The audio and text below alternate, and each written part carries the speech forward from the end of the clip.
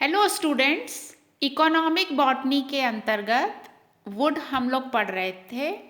उसमें जो timber yielding plants चार आपके कोर्स में हैं, उसमें से आज हम पहला प्लांट के बारे में डिस्कस करेंगे, जिसका बॉटनिकल नेम है शोरिया रोबस्टा।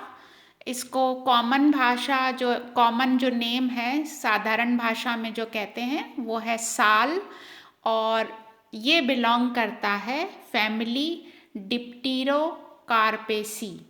तो डिप्टेरोकार्पेसी का सदस्य है साल। साल भारत का एक बहुत महत्वपूर्ण टिम्बर प्लांट है। ये इससे लकड़ी प्राप्त होती है और बहुत ऊंचा ये लंबा वृक्ष होता है, जिसकी लंबाई लगभग 30 से 40 मीटर और तने का व्यास जो होता है वो होता है 4 से 7 मीटर तक। तो बहुत बड़ा ये होता है वृक्ष।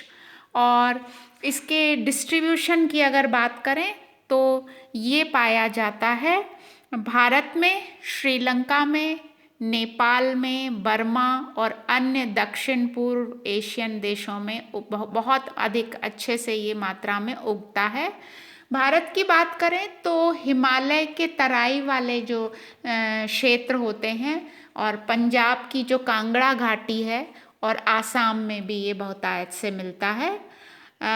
इसके अलावा जैसे एमपी का जो पचमढ़ी है हिल स्टेशन, आपने सुना होगा, या फिर छोटा नागपुर जो प्रदेश है, और गोदावरी नदी, गोमती नदी के जो आसपास का एरिया है, तो भारत में इसको वहाँ पर उगते हुए देखा जा सकता है। प्लांट कैरेक्टरिस्टिक्स जो हैं, मतलब पादप के कौन कौन से लक्षण हैं इसको पहचानने के लिए, तो ये लंबा विशाल वृक्ष होता है, जिसमें जो तना है उसमें उसके नीचे वाले भाग में शाखाएं अनुपस्थित होती हैं। तना जो होता है वो मोटी छाल द्वारा ढका रहता है, उस पर मोटी छाल होती है। जब 4 से 7 मीटर का तना होगा तो छाल भी मोटी ही होगी, और इसकी जो बार्क है उसकी दरारों से एक ओलियो रेजिन सीक्रीट होता रहता है। तो ये है लुक वाइज। उसके अलावा जैसे अपन कैरेक्टरिस्टिक्स में जाएं, बॉटेनिकल कैरेक्टर में, तो पत्तियां जो होती हैं इस प्लांट की वो होती हैं सिंपल, लेदरी या चर्मिल, और 10 से 25 सेंटीमीटर लंबी होती हैं। इसका जो विन्यास होता है, जो रेटिकुलेट होता है, जालिकावत शिरा विन्यास होता है पत्तियों में। और फ्लावर इसके होते हैं छोटे हल्के पीले रंग के, और जो इन्फ्लोरेसेंस का प्रकार है वो है टर्मिनल पेनिकल। तो आपको इन्फ्लोरेसेंस का भी पूरा आइडिया करना है, टेक्सोनॉमी क्योंकि नहीं पढ़ रहे हैं, तो आप जो टाइप्स ऑफ इन्फ्लोरेसेंस है प्रैक्टिकल की बुक में, उसमें आप देख सकते हैं कि टर्मिनल पेनिकल में किस प्रकार के फूल होते हैं। फ्रूट की बात करें तो विंग्ड समारा एक फल का प्रकार है, जिसमें फल जो होता है अंडाकार है, अस्फुटनशील है, मतलब डेहिसेंस नहीं होता है उसका, इनडेहिसेंट, एक बीजीय, मतलब उसके अंदर केवल एक ही सीड पाया जाता है फल में, और पक्ष्मों युक्त, पक्ष्मों मतलब विंग्स पाए जाते हैं। तो विंग्ड समारा फल का प्रकार है। साल के लिए 25 से 35 डिग्री सेंटीग्रेड का तापमान बहुत इसको सूट करता है, और 300 से 450 सेंटीमीटर वार्षिक वर्षा वाले जो एरिया होते हैं इसको अच्छे लगते हैं। तो नमी चाहिए, अच्छी वृद्धि के लिए नमी बहुत आवश्यक है, इसीलिए ये नदी के आसपास और हिमालय के तराई वाले भागों में ये प्रभावी रूप से उगता है। मिट्टी होती है कैसी, लाइट पोरस सॉइल, कंकरीली भी बोलते हैं, ग्रेवल, ये मिट्टी इसको पसंद आती है। और बीज जो हैं उससे पौध तैयार करते हैं, जो वन विभाग होता है वो पौधों को तैयार कर लेता है बीजों के द्वारा। साल में जो विशेषता है वो ये है कि इसके बीज बहुत लंबे समय तक जिंदा नहीं रहते, मतलब अल्पकालिक होते हैं। तो 1 साल के अंदर अंदर उसकी सीडलिंग बना लेते हैं और फिर 1 साल के जो पौधे हो जाते हैं उनको फिर रोपित किया जाता है। एक पेड़ से दूसरे पेड़ के बीच की दूरी जो है वो हमेशा 4 से 6 मीटर रखी जाती है, क्योंकि बड़ा ट्री होता है। और जब पौधे की आयु 30 से 50 वर्ष हो जाती है तब उसकी लकड़ी काम में ली जाती है। आप सोचिए जरा कि लकड़ी अगर चाहिए साल लगाने वाले व्यक्ति को, तो उसको 30 से 50 वर्ष का इंतज़ार करना पड़ता है, तब जाकर लकड़ी प्राप्त होती है। तो इंटरेस्टिंग है। और अब जब लकड़ी की बात आई है तो बता दूं कि सबसे बहुत ही वैल्यूएबल टिम्बर है ना, इससे प्राप्त होती है। तो टिम्बर ट्री है ये, लकड़ी प्रदान करने वाला। तो वाइवा में जैसे पूछ लेते हैं कई बार कि लकड़ी देने वाले टिम्बर यील्डिंग 5 प्लांट्स के बॉटनिकल नेम बताइए, तो आपको साल को ज़रूर याद रखना है। और लकड़ी की प्रॉपर्टीज़ पर ध्यान दें तो ये, क्योंकि टिम्बर ट्री है तो इसमें चौड़ा मोटा तना हो जाता है। और जब उसको अगर देखा जाए अंदर से तो स्पष्ट रूप से उसमें 2 भाग दिखेंगे। बाहर की तरफ होता है सैपवुड, अंदर की तरफ होता है हार्टवुड। सैपवुड जो होता है वो सफ़ेद या हल्के भूरे रंग का बाहरी पतली परत के रूप में होता है, ज़्यादा चौड़ा नहीं होता।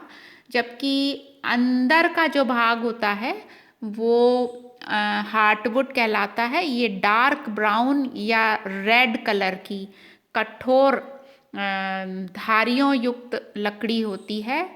अंतःकाष्ठ जो है हार्टवुड, उसमें कोर्स उसका स्ट्रक्चर होता है, खुरदुरा टेक्सचर होता है, और उसमें डिफ्यूज पोरस प्रकार इसका पाया जाता है। वेसल्स जो हैं वो बिखरे हुए होते हैं। वेसल्स के जो छेद हैं वो बड़े बड़े चौड़े चौड़े और टाइलोसिस द्वारा अवरुद्ध रहते हैं। मतलब टाइलोसिस मैंने आपको बताया था कि कुछ पैरेन्काइमा से गुब्बारे के समान रचनाएं वेसल्स के अंदर प्रोड्यूस हो जाती हैं जैसे जैसे तना पुराना होता है। और ये जो बैलून लाइक रचनाएं टाइलोसिस कहलाती हैं, इसके अंदर पौधे के अकॉर्डिंग, पौधे के हिसाब से विभिन्न प्रकार के पदार्थ उसमें भर जाते हैं और वो ही इस लकड़ी को एक पर्टिकुलर स्मेल देते हैं, कलर देते हैं। और टाइलोसिस के कारण जो ट्रांसपोर्टेशन है तने के अंदर वो सीधे सीधे अवरुद्ध हो जाता है, ब्लॉक हो जाता है, क्योंकि वेसल्स में उसका जो छेद है, जो मतलब अंदर जो ल्यूमेन है वो ब्लॉक हो गई गुब्बारे लाइक रचना टाइलोसिस से। तो हार्टवुड में आप टाइलोसिस देख सकते हैं। और ये जो लकड़ी है इसकी सीजनिंग हम लोग डिस्कस कर चुके हैं। तो सीजनड वुड कहते हैं सीजनिंग के पश्चात, उसमें बचती है 12% मॉइस्चर और उसी सीजन वुड का ही इस्तेमाल किया जाता है, क्योंकि आफ्टर सीजनिंग ये जो लकड़ी है इसमें आ जाती है स्ट्रेंथ, इलास्टिसिटी एंड ड्यूरेबिलिटी। मतलब यांत्रिक शक्ति वाली हो जाती है लकड़ी, इसमें लचीलापन और टिकाऊपन बढ़ जाता है सीजनिंग के पश्चात। और ये अगर इसका सीजनिंग अच्छे से कर लिया जाए तो ये सागवान से भी बेहतर लकड़ी साबित होती है कई बार। तो ये हो गया इसका वुड की प्रॉपर्टीज़। और उपयोग की बात कर लें, क्योंकि हम उसी चीज़ को पढ़ते हैं जो हमारे लिए उपयोगी हो कहीं ना कहीं। और इकोनॉमिक बॉटनी में तो उन्हीं चीज़ों का अध्ययन किया जा रहा है जो हमारे जीवन को सीधे सीधे प्रभावित करते हैं। तो रोटी, कपड़ा और मकान ऐसे बोलते हैं, 3 हमारी बेसिक नीड। और मकान जो पहले बनाए जाते थे वो लकड़ी से बनाए जाते थे। तो लकड़ी के जो यूजेस हैं उस पर हम आ जाते हैं। साल बहुत ऊंचा वृक्ष होता है, 30 से 40 मीटर, फुट नहीं मीटर। तो सीधा सीधा जो तना है उससे रेलवे के स्लीपर बनाए जाते हैं जिस पर ट्रेनें दौड़ती हैं, और बीच में लगे होते हैं, दो पटरियों के बीच में आपने देखे होंगे रेलवे के स्लीपर लकड़ी के। उसके अलावा पुल निर्माण, ब्रिज कंस्ट्रक्शन किया जाता है। इतनी मतलब इसमें शक्ति होती है, सामर्थ्य होती है लोड सहन करने की, तो उससे पुल का निर्माण किया जाता है। उसके अलावा इससे बोट बनाई जाती हैं। आसाम जो है वहाँ पर ये पेड़ उगता है और आसाम के लोग बोट बनाने के लिए उनके लिए फेवरेट लकड़ी है ये, उसी से बनाते हैं। नॉर्थ बंगाल में जाएं तो फिर ये अलग तरह की एक बोट बनाते हैं जिसको कैनोस कहते हैं, उसमें पैडल्स लगे होते हैं। तो नॉर्थ बंगाल में, आसाम में बोट के बिना उनका जीवन की कल्पना नहीं कर सकते, हर साल वहाँ पर बाढ़ आ जाती है। तो बोट बिल्डिंग में साल की लकड़ी काम आती है।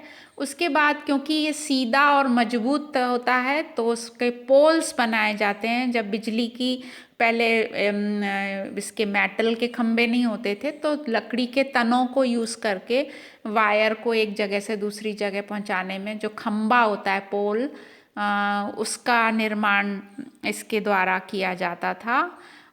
उसके अलावा बीम बल्लियाँ बनाई जाती हैं अलग अलग पर्पसेस के लिए। कोई भी फर्नीचर अगर बनाना हो तो उसके लिए इसको उपयुक्त माना गया है। तरह तरह के फर्नीचर का निर्माण किया जाता है। हालांकि उसकी किस्म बहुत अच्छी नहीं होती है, फर्नीचर के लिए उतना सूटेबल नहीं है, लेकिन फिर भी इसका इस्तेमाल फर्नीचर बनाने में होता है। ये जो प्लांट है उससे एक रेजिन निकलता है जिसको बोलते हैं ओलियो रेजिन। कॉमन भाषा में साल डामर बोलते हैं। और साल डामर से एक ऑयल भी, उसके आसवन डिस्टिलेशन से एक ऑयल भी प्राप्त होता है। तो ओलियो रेजिन बहुत इम्पॉर्टेंट है इसका प्रोडक्ट, और उससे ऑयल बनता है और ऑयल का निर्माण जो होता है वो मेडिसिनल है। इसके जो फ्लावर हैं या फ्रूट्स हैं उसमें अपने आप में ही मेडिसिनल वैल्यूज़ होती हैं, गुण पाए जाते हैं। तो जो गांव, जो नेचर से जुड़े हुए लोग हैं, जो प्रकृति पर डिपेंडेंट होते हैं अपने लाइफ को जीने के लिए, वो इसका इस्तेमाल बेहतर जानते हैं, और जो भी उनकी बीमारियां छोटी मोटी होती हैं उसका इससे निदान किया जाता है। इसके बीजों से साल बटर भी प्राप्त होता है जो कि चॉकलेट बनाने में प्रयुक्त किया जाता है। और इसकी जो वृक्ष की जो छाल होती है उससे चर्म शोधन, मतलब चमड़े का शोधन और सेल्यूलोज उत्पादन में उपयोग में किया जाता है, छाल का उपयोग। और ये जो लास्ट है, इसकी लकड़ी से जो ऑयल निकलता है उसका इस्तेमाल स्किन डिसीजेज़ में किया जाता है। तो आप देखिए कि एक प्लांट के कितने सारे उपयोग हो सकते हैं, और हम मानव जो है वो एक पेड़ का हर तरह से अपने जीवन में इस्तेमाल करना जानता है। तो बहुत इम्पॉर्टेंट शोरिया रोबस्टा इंटरेस्टिंग है। फैमिली थोड़ी सी डिफ़िकल्ट है, उसको याद रखना है आपको। जब भी बॉटनिकल नेम याद करें विथ फैमिली याद करें तो अच्छा रहेगा। और अगले टर्न में, अगली इसमें हम लोग दूसरा मेंबर जो आपके कोर्स में है टेक्टोना, उसको पढ़ेंगे। तो इसको अच्छे से एक या दो रीडिंग लगाइए और इम्पॉर्टेंट कैरेक्टर्स आप लोग याद कर लीजिए। क्वेश्चन आएगा तो टिम्बर यील्डिंग प्लांट्स पर आएगा कि right a note on timber yielding plant, है ना। तो उसको अच्छे से करिए। Okay, thank you.